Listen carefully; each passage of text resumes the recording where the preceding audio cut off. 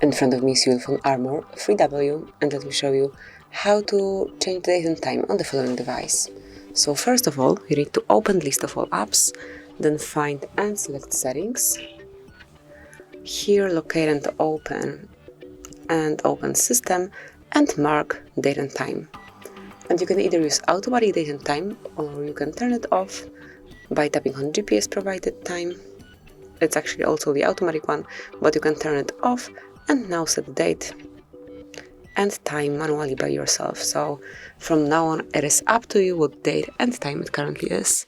Then you can also switch off automatic time zone and pick the one that you would like to apply here.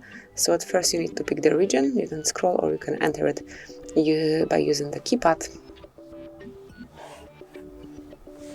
And then you can also pick time zone if available. Then this mode allows you to change the format of your clock, so you can use either 24-hour format clock or 12-hour format clock, but you can also apply automatic one, so it's local default. And that's it. This is how you can manage date and time in your ULEFONE Armor 3W. Obviously, whenever you want to go back to automatic setup, just mark automatic time zone, and also automatic either GPS or network provided time.